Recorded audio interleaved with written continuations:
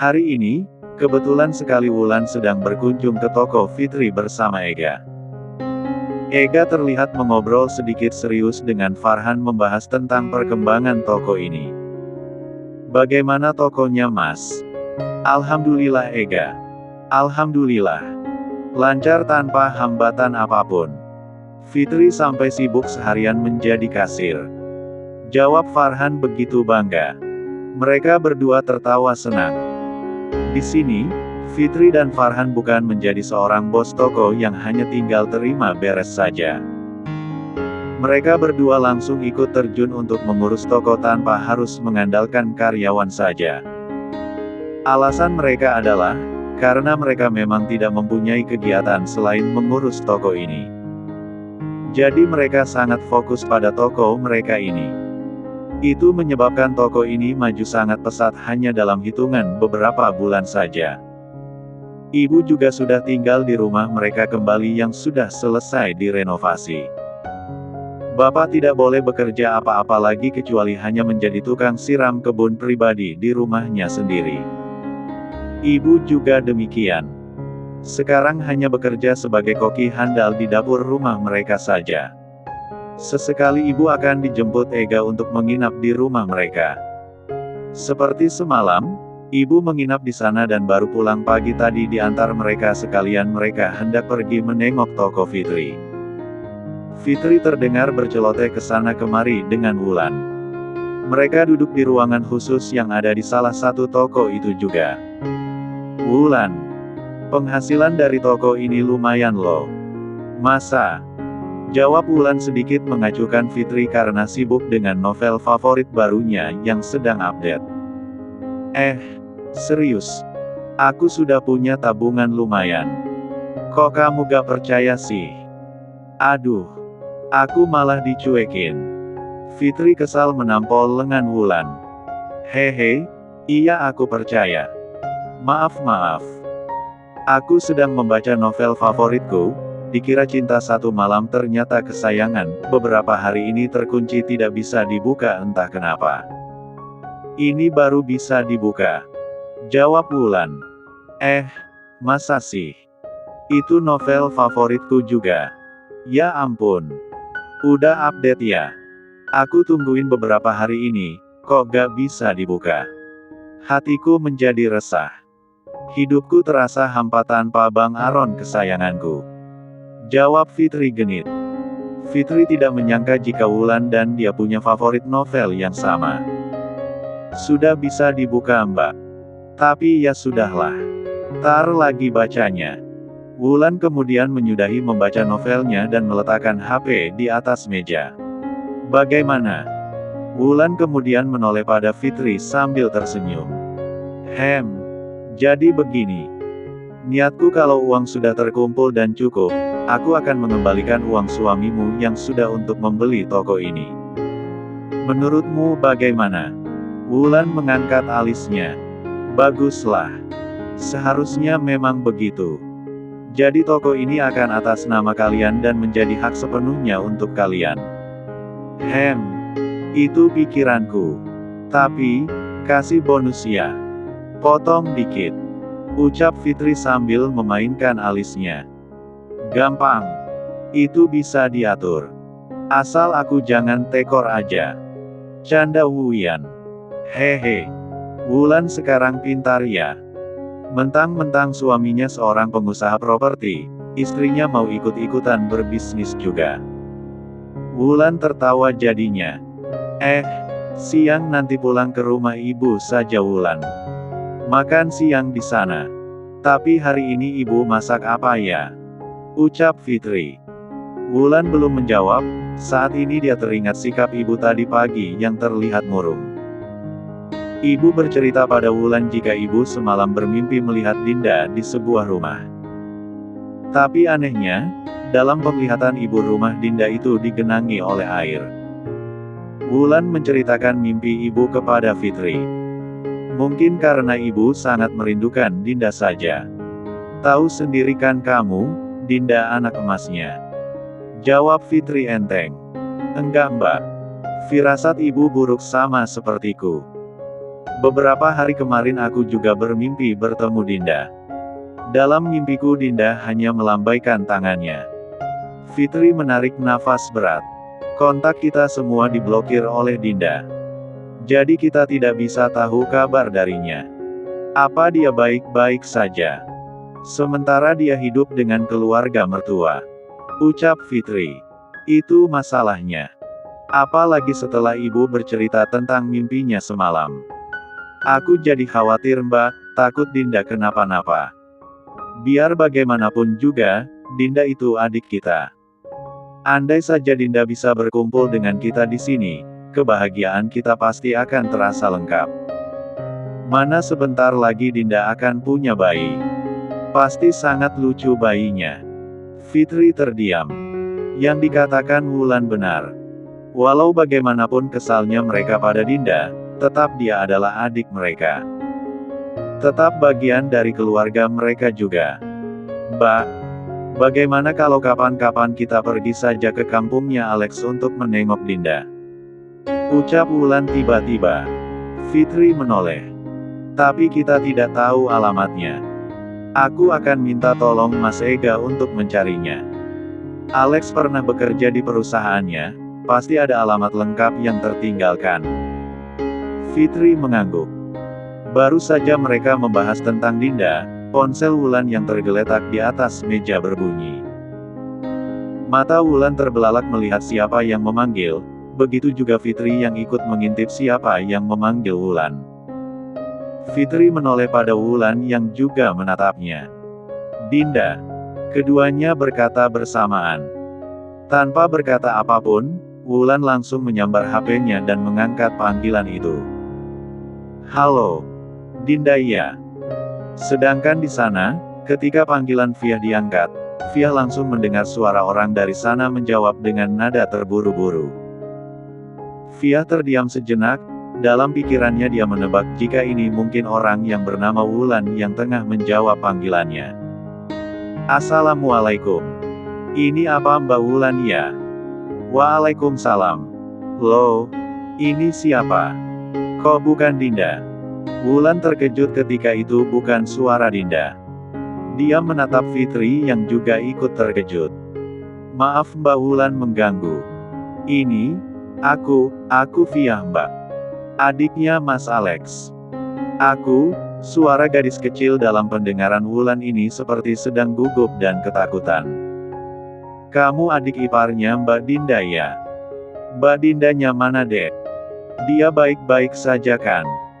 Ya Allah. Kami sangat mengkhawatirkannya. Coba kasih ponselnya sama Mbak Dinda sebentar. Pinta Wulan dengan menggebu-gebu. Mbak Dindanya. Suara Fiah terdengar terbata. Dek, ada apa? Mbak Dindanya kenapa?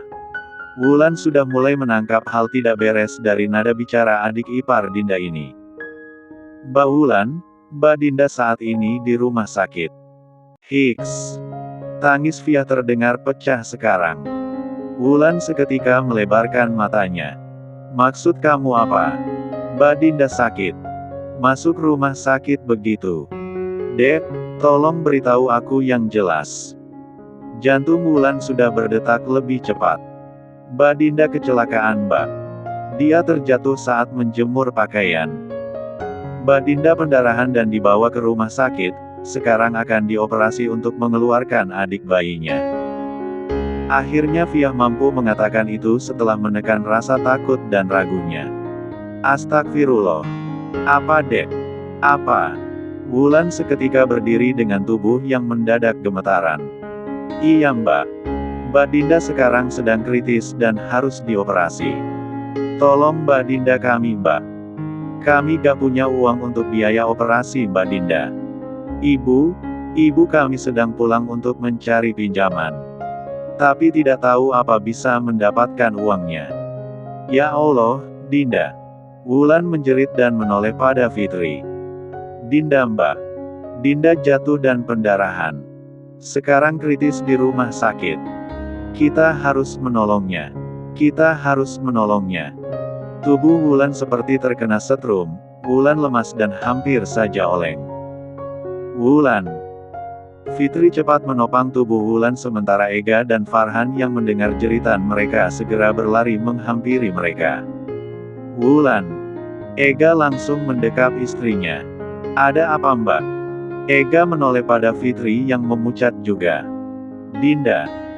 Dia menunjuk HP yang masih di tangan Wulan, sementara Wulan sudah hampir tidak sadarkan diri. Kenapa dengan Dinda? Farhan bertanya. Adik ipar Dinda menelpon. Katanya Dinda terjatuh dan mengalami pendarahan. Sekarang dia kritis di rumah sakit. Ucap Fitri. Ega cepat menyambar HP milik Wulan. Halo Dek. Kamu masih di sana? Ega mencoba menggantikan Wulan. Iya Mas.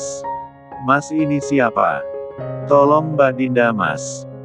Aku sedang di rumah sakit sendirian nungguin ibu yang sedang pulang cari pinjaman. Kembali terdengar Fiah menangis. Begini saja, adek ini masih di rumah sakit kan? Tolong berikan ponselnya pada suster yang ada di resepsionis. Biar Mas yang bicara. Mas ini suaminya Mbak Wulan. Ucap Ega. Fiah segera mengerti dan berlari untuk mencari ruangan resepsionis. Suster. Ada keluarga Mbak Dinda yang ingin bicara. Fiah memberikan ponselnya pada sang resepsionis. Halo selamat siang. Ada yang bisa kami bantu? Suster. Kami keluarga pasien bernama Dinda yang ada di kota. Bagaimana keadaan adik kami Dinda? Tanya Ega. Saudari Dinda mengalami pendarahan yang cukup parah Pak. Saat ini dokter berusaha untuk menyelamatkan bayinya dengan tindakan operasi. Jika tidak segera ditangani maka kemungkinan besar, ibu beserta bayinya tidak akan selamat. Jelas yang suster. Tolong beri yang terbaik. Tolong sampaikan pada dokter dan pihak rumah sakit, beri semuanya yang terbaik untuk pasien Dinda. Soal biaya berapapun kami yang akan menanggungnya. Hari ini juga kami akan pergi ke sana. Bisakah suster mengirim alamat lengkap rumah sakit kalian? Baik Pak. Saya akan segera menyampaikan pesan Bapak pada dokter yang menangani pasien Dinda dan kepada pihak administrasi. Dan saya akan mengirimkan alamat rumah sakit kami kepada Bapak. Terima kasih suster. Terima kasih. Tolong berikan ponselnya pada adik yang di sana dulu. Baik. Suster memberikan ponsel kepada Fiah kembali. Halo. Halo Dek. Nama kamu siapa? Tanya Ega. Fiah Mas. Fiah. Bilang kepada Ibu Fiah ya. Tidak perlu khawatir dengan biaya operasi Mbak Dinda. Biar keluarga Dinda yang akan menanggung semuanya. Fiah, tolong tetap di rumah sakit ya. Jagain Mbak Dinda dulu. Kami akan segera menyusul Fiah ke rumah sakit. Tapi karena kami jauh, kemungkinan kami akan sampai besok di sana. Jadi Fiah, jagain Mbak Dinda dulu ya. Ucap Ega. Iya Mas. Iya. Fiah tidak akan kemana-mana. Terima kasih Mas ya. Iya. Usahain HP ini selalu aktif. Jika ada apa-apa, cepat beri kabar kami. Iya Mas. Iya. Ega menutup panggilan, menoleh pada Wulan yang sudah menangis. Kita harus pergi ke kampung itu. Ucap Ega. Iya Mas. Kita harus ke sana. Kasihan Dinda. Pasti Dinda sedang kesakitan sekarang. Iya Wulan. Kamu harus tenang. Aku telepon Riko dulu untuk mencari solusi penerbangan. Karena jika mengikuti jadwal penerbangan, itu akan memakan waktu. Mereka semua mengangguk setuju. Sementara Ega menghubungi Riko, mereka berkemas untuk pulang ke rumah ibu. Mereka harus memberi kabar pada ibu dan bapak, mereka juga belum tahu bagaimana caranya menyampaikan kabar ini pada ibu agar ibu tidak syok. Saat ini mereka telah berada di rumah ibu. Melihat mereka datang belum ada setengah hari ini ibu dan bapak sama sekali tidak menaruh curiga sedikitpun. Ayo masuk, ayo masuk. Aduh, kalian mau makan siang ya? Ya ampun. Ibu belum memasak apapun. Ibu malah enak-enakan baringan tadi. Tunggu sebentar ya Wulan, Ega. Ibu akan masak dahulu. Hanya sebentar kok. Ibu segera ingin ke dapur, tetapi Fitri menahan tangan ibu. Bu, sepertinya hari ini ibu tidak perlu memasak dulu. Ibu menoleh. Fitri, kamu mau belajar boros ya? Mau makan di luar? Kan kemarin dulu kita sudah makan di luar. Jangan terlalu boros. Katanya mau menabung uang banyak-banyak agar bisa mengembalikan uang Ega. Gimana sih kamu? Ibu malah marah kepada Fitri. Fitri dan Wulan saling berpandangan dan kemudian sama-sama menunduk. Ada apa kalian ini? Ibu menangkap sesuatu yang lain dari kedua putrinya itu. Wulan mendongak, kemudian perlahan meraih tangan ibu. Ibu, ada kabar buruk dari Dinda.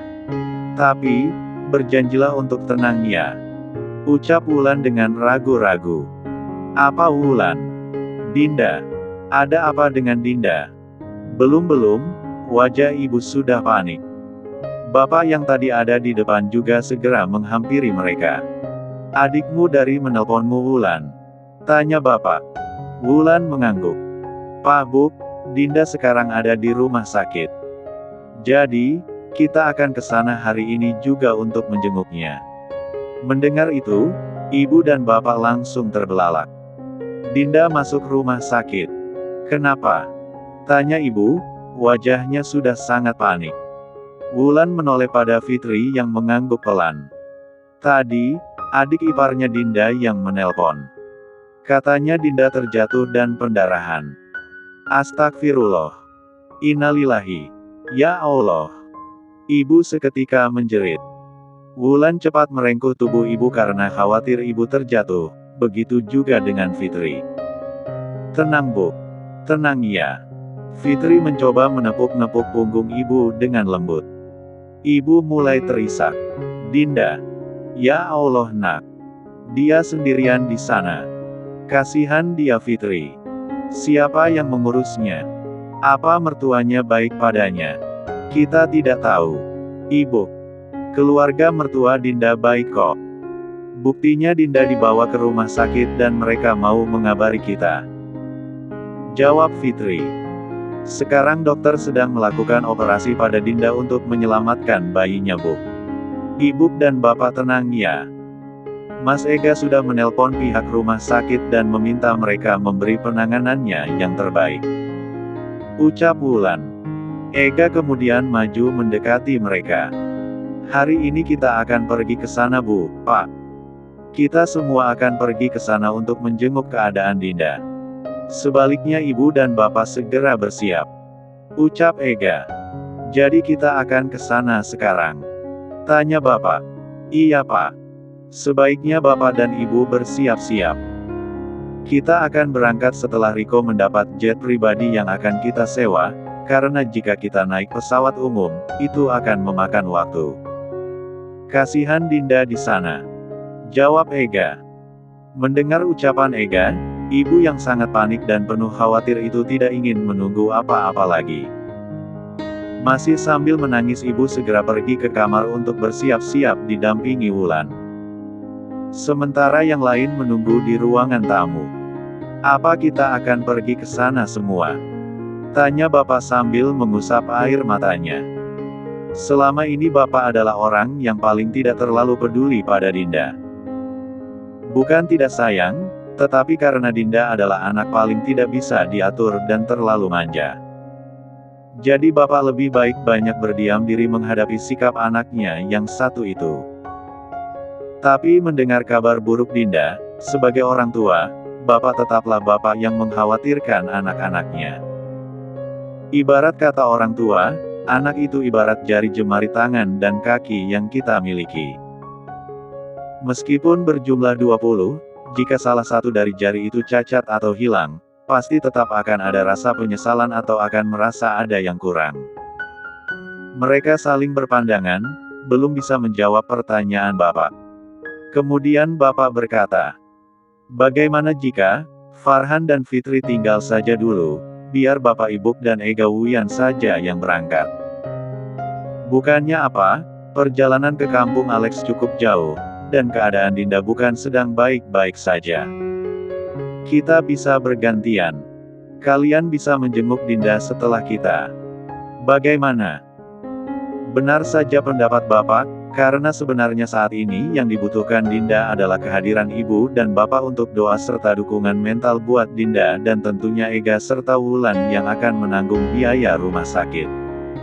Sementara Farhan dan Fitri masih bisa menyusul. Sebenarnya tidak masalah jika kita semua berangkat. Riko menyewa sebuah jet pribadi. Dan kita bisa menyewa hotel di sana. Jadi tidak akan merepotkan siapapun juga. Sahut Ega. Ya, nak Ega benar. Ini terserah pada mereka berdua. Ucap Bapak menoleh pada Farhan dan Fitri. Mereka berdua saling bertatapan dan kemudian berpikir sejenak. Tapi kalau menurutku, benar kata Bapak. Di rumah sakit juga dilarang beramai-ramai. Jadi ada baiknya kita berdua tinggal. Aku malah berharap Dinda bisa dibawa pulang kemari. Jadi kami bisa menunggu di rumah. Fitri pun menyetujui ucapan suaminya. Kendati dirinya pun tidak sabar ingin melihat keadaan Dinda secara langsung. Pada akhirnya, hari ini juga mereka, Ibu dan Bapak, Ega dan Wulan berangkat ke rumah sakit yang berada di kampung Alex berada. Sementara di rumah sakit, Via terlihat mondar-mandir menunggu ibunya yang tak kunjung datang. Meskipun hatinya sudah mulai tenang sejak berhasil memberi kabar keluarga Mbak Dindanya tadi, tetap saja Via merasa takut karena sendirian di sini. Via mencoba beberapa kali menelpon nomor Bapak tapi tidak diangkat. Via bingung mau menghubungi siapa untuk memberi kabar ibunya jika keluarga Mbak Dinda sudah akan menanggung biaya rumah sakit agar ibu tidak harus ke sana kemari mencari pinjaman. Tidak ada yang bisa dihubungi Via. Nomor tetangga juga saudara tidak ada yang tersimpan di HP milik Dinda itu. Via hanya bisa menunggu hingga hampir malam. Suster datang memberi kabar jika operasi Dinda berhasil berjalan dengan lancar. Tapi, ibu kami belum datang Mbak Suster. Jawab Via. Tidak apa-apa. Kakak kamu juga belum sadar. Jawab suster itu dengan lembut sembari menepuk pundak Via seperti tahu kegelisahan anak ini. Adik bayi kakak kamu juga lahir dengan selamat dengan jenis kelamin perempuan, tetapi masih harus tinggal di ruangan picu sampai dokter menyatakan jika adik bayinya sudah bisa dikeluarkan dari sana. Ruangan picu. Tentu Via tidak paham dengan istilah ruangan itu, dia nampak khawatir. Apa adik bayi kami baik-baik saja Mbak Suster? Tanya Via. Suster itu tersenyum, dia paham jika anak ini belum terlalu paham. Adik bayi kalian baik-baik saja. Hanya saja karena belum cukup umur dan dikeluarkan secara terpaksa, jadi dia harus dirawat dulu di ruangan khusus yaitu picu.